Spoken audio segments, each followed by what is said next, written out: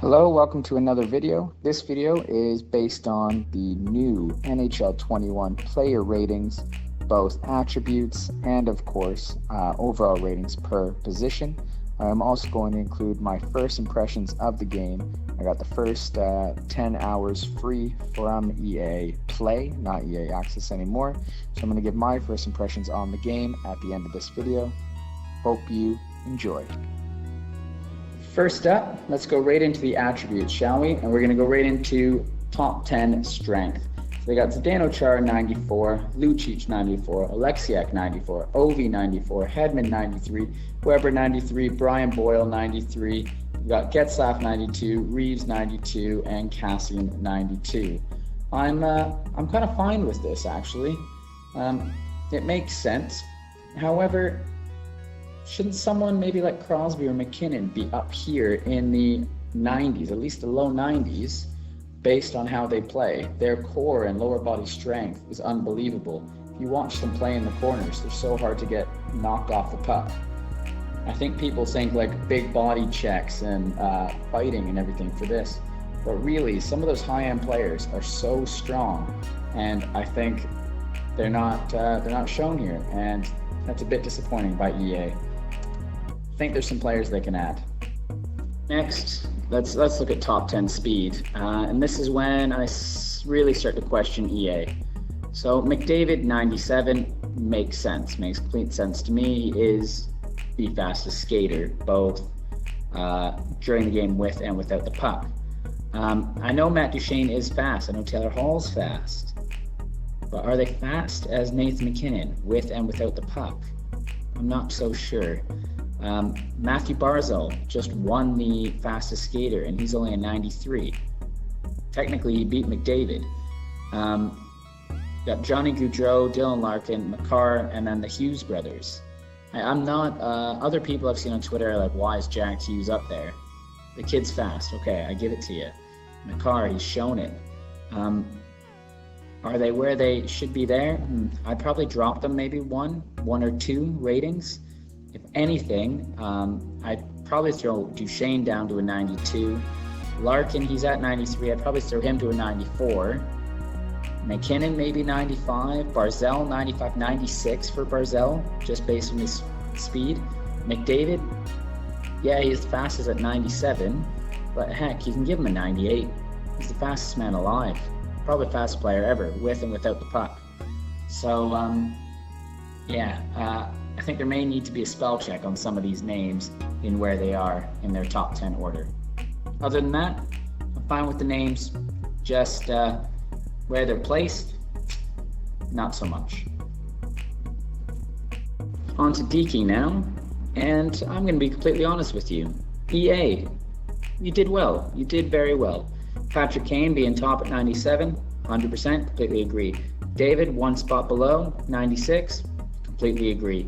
Panarin and McDavid having the same hands, fine with that. Gaudreau, we've seen him, in the All-Star game and everything, he's great. Kuzi, Pasta, Sid, Stamkos, Kucherov, Pettersson, I'm fine with it. This deking, decent ratings, decent list. Good job, EA, good job. Moving on, we're on Slapshot accuracy, top 10, and again, decent by EA. Ovi, obviously from the power play, he's hitting the net, so gotcha, number one. Patrick Kane, he's as skilled as any player. Fair. Malkin, Draisaitl, Marchands, McDavid, Kuznetsov, Kucherov, Pasta, and Panarin, I'm fine with this. I'm fine with McDavid being here for Slapshot just based on the word accuracy. That's the whole thing here, it's accuracy. It's not power, it's accuracy. So I'm fine with him being on there. This list, this is a good list, okay? For your top 10, I'm sure there's gonna be a couple other 93s in there, some 92s, and people might have a huff over their player not being in there, like, I don't know, Matthews or something like that, but that's fine, because this top 10 makes sense to me from how they play the game, and their goal scoring has shown it. So, top 10 Slapshot accuracy, okay. Now, Slapshot Power is where we get into a bit of an issue. Okay, so Ovi being on the list, Weber, Malkin, Stammer, Laine, Seguin, Kessel, Voracek, Parayko, McKinnon. From here, two names definitely for me don't belong. That's Phil Kessel and Voracek. These aren't, one, I don't think Phil the Thrill has taken more than 2 slap shots in the last decade. Voracek, I don't know where NHL gets their shot information on him. This isn't 7-8 years ago. This isn't even 3 years ago. Voracek is not this man, and he definitely shouldn't be top 8. Also from this, Slapshot Power. I'm pretty sure Ovi's done the, now I get it, it's not just from, the hardest slap shot or whatever, but Ovi's is more, it is fast, it's quick release, but the power play and the movement of the puck is what really helps him. Power-wise, Weber has him any day. So I think Weber's should be up at least one more, 96, 97. But there is most definitely some omissions here. Martin Ferk, his slap shot's harder than Weber's. Where's he? All right, you can give him a high slap shot power if you need to lower other ratings. But if you're going by pure power, he should be on this list. And also, have they forgot about a man who's about 6'9", almost 7 feet on skates? Zdeno Chara, a man who has the record, I believe. The one who destroyed Shea Weber every time in the Slapshot hardest shot competition. Has EA forgot about this? You had him for strength. He needs to be here for Slapshot power. Yeah, he might not use it all the time, but that's not the same thing. It's not using it, it's who has the hardest slap shot, and it's Zdeno Chara. And he should be on this list. He should be number 1, Weber number 2. Ferk, probably number 3 or 4. My opinion there. So definitely some omissions here. And Phil the Thrill and Voracek, I'm sorry, but you boys shouldn't be on this list. Moving on to wrist shot accuracy. And from this list, McDavid, Kucherov, and Kane being 95, I'm completely fine with. I'm fine with Ovi and Malkin, Tarasenko, Pasta, Kuznetsov being 94. What I'm not okay with is Matthews and McKinnon being 93. Has anyone seen Matthews' wrist shot? He needs to, accuracy, power, whatever. If we're just going by accuracy, he needs to be up there in that top 3 list. I'd put him at 95. But you know what? Heck, I might put him higher. I'd probably put him maybe even 96. McKinnon should be up there as well, at least 94, 95, matching everyone else. And that gives you the other players like Pettersson, his shot, he could easily be 93, 94, 95. Someone like Eichel, Draisaitl, Zibanejad, Aho, Laine. If you look at their shooting percentage, it's pretty good. So yes, maybe they're not in this top 10, because I'm fine with this top 10. But they better be in that 91 to 93 at least, if not 94, 95 rating as well. So out of this, list is fine, but McKinnon and Matthews need higher ratings. Just my opinion.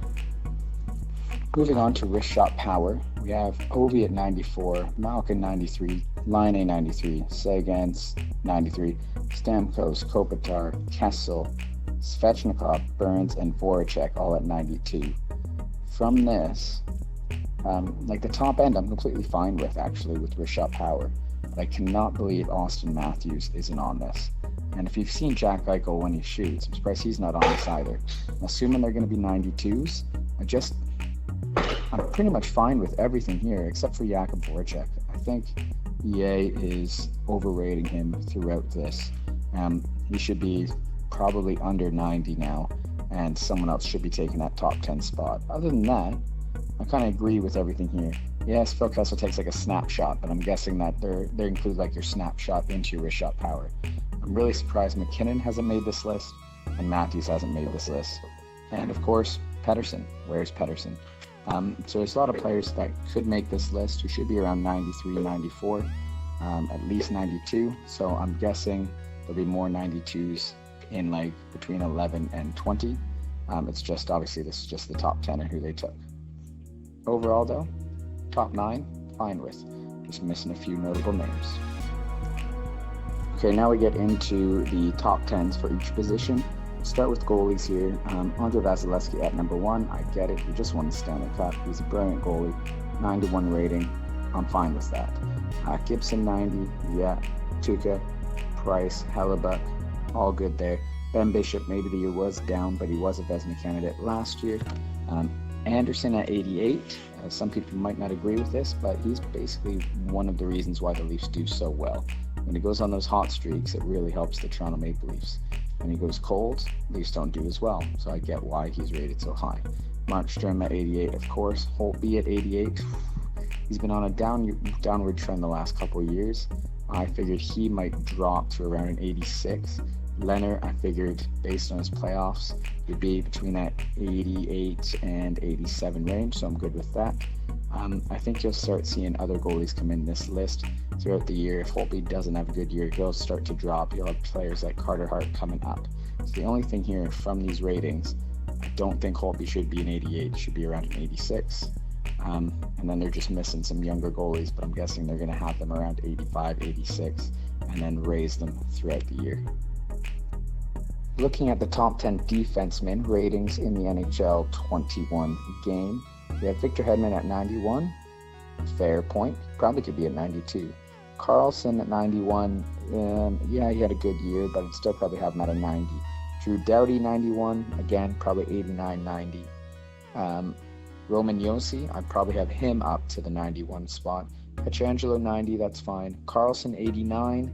He is still brilliant. His skating's gone down a bit. I'd probably drop him to an 88. Weber, 88, I'm fine with. Letang, 88. Burns, 88, probably drop to an 87. Werenski, 87, he's fine there. But there's just some big omissions again. We've got Seth Jones. He needs to be in this 88, 89 range, in my opinion. I'm guessing Makar and Hughes and all them will be around, from what I could remember, it was like 86, 85 range. It won't surprise me by the end of the year if they were in this 88 range. Jacob Slavin, he's getting the short end of the stick again. He definitely should be in this top bracket here, the way he's played. Overall, it's not bad, but I think some players can drop. I know Roman Josi can go up. Victor Hedman can probably go up. And I would include Seth Jones in this, and I'd probably include Slavin over players like Werenski. Even though Werenski's brilliant, I would probably have players higher than him, higher than Burns as well. So that's my opinion on the top 10 defensemen so far. Missing Jones, missing Slavin. Obviously the younger guys, they're not in this yet, but eventually they will be in that top 10. That's it for me for defense. Let's move on to NHL 21's top 10 right wingers. Now, unlike everything else, I actually am completely fine with this list, though the overall ratings, I think, can be adjusted a bit. Number 1, Nikita Kucherov, completely fine with that, especially at 92, suits him fine. David Pastrnak, again, he had a brilliant season, once again. Him at number 2, 91 rating.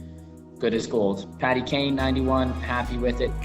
Mikko Rantanen, 90.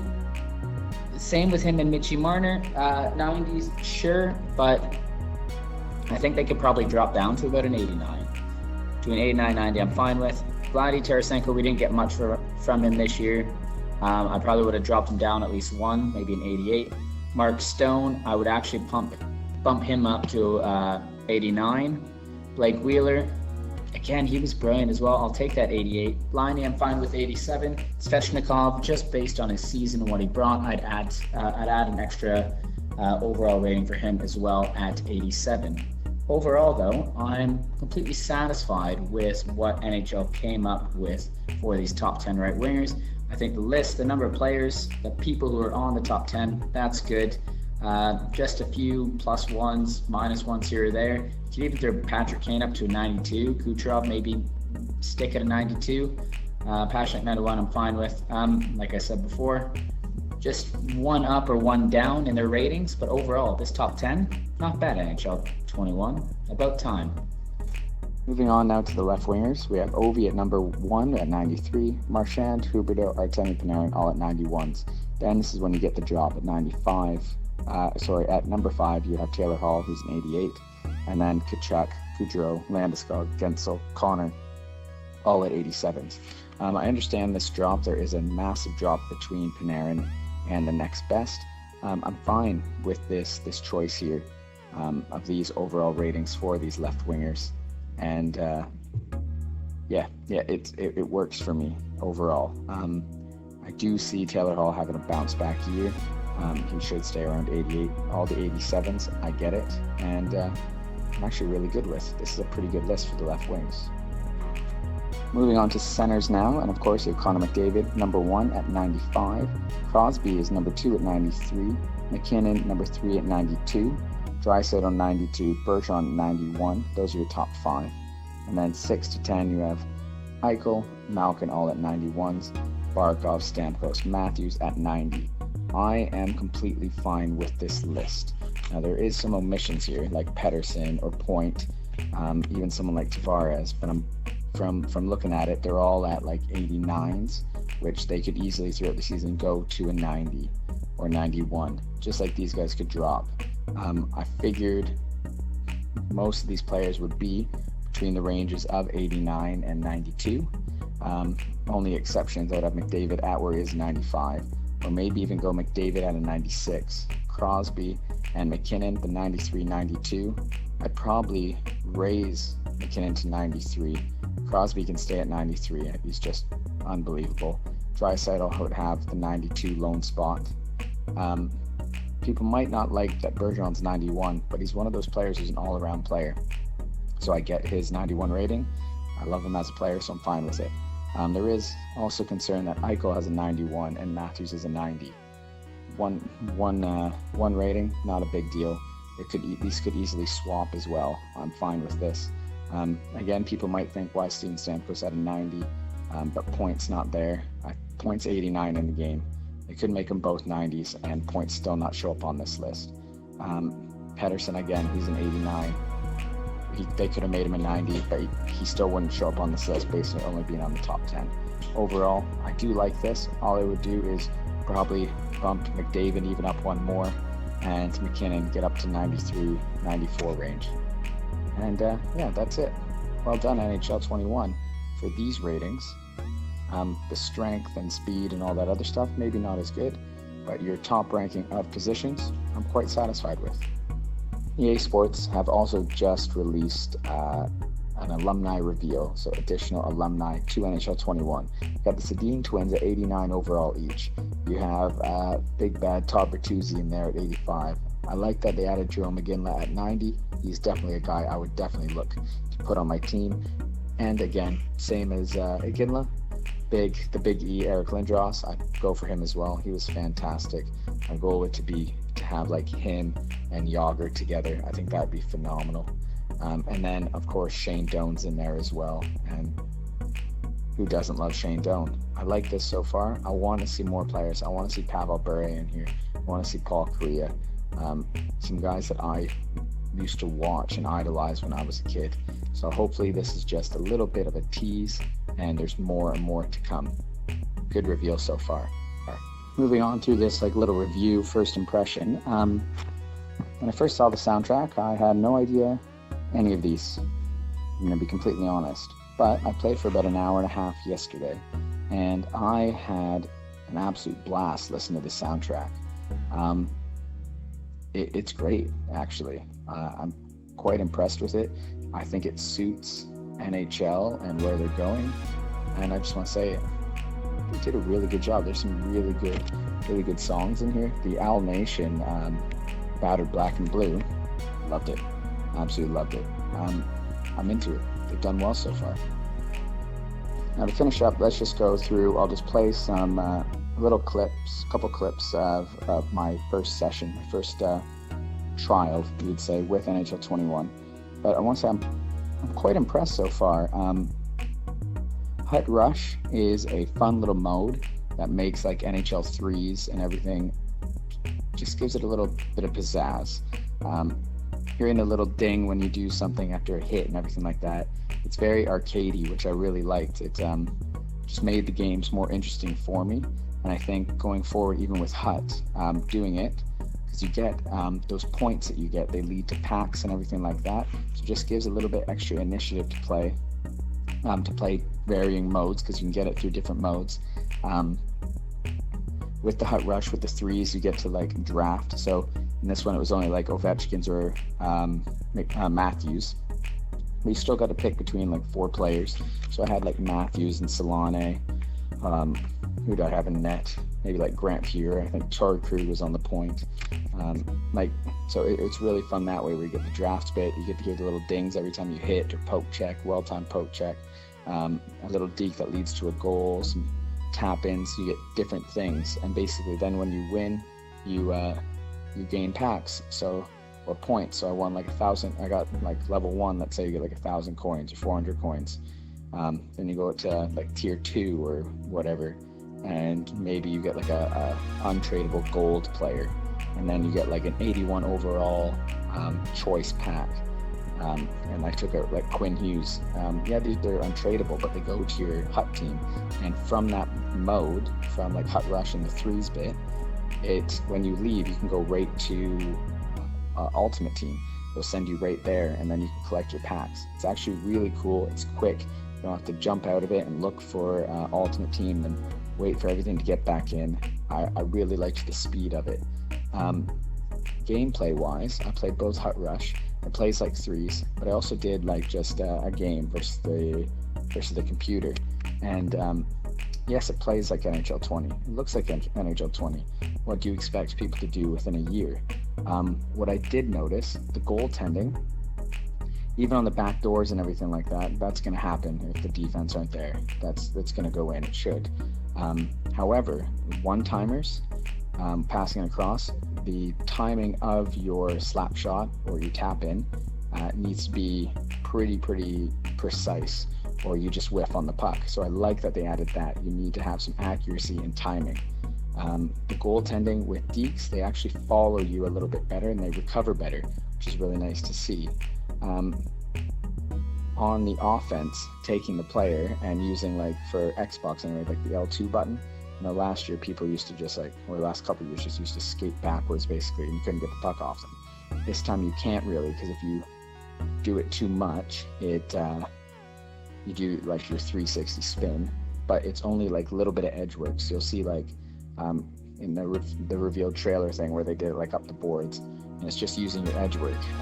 If you watch anything of McDavid training, he works on that, and actually using McDavid, just playing around a bit, I was able to do that, which was really cool, and it actually helped with like breakaways and stuff, because it just opens up to more options for deking and shooting, being able to use your edge work there. I really enjoyed what they did with the L2, or whatever it's called, left trigger for Xbox, L2 for PlayStation, how they did it there. It just brings an extra element to the game. The only concern I have is the defense getting caught up the ice. I was playing on All-Star mode, I believe, and up the wing, if I didn't have someone a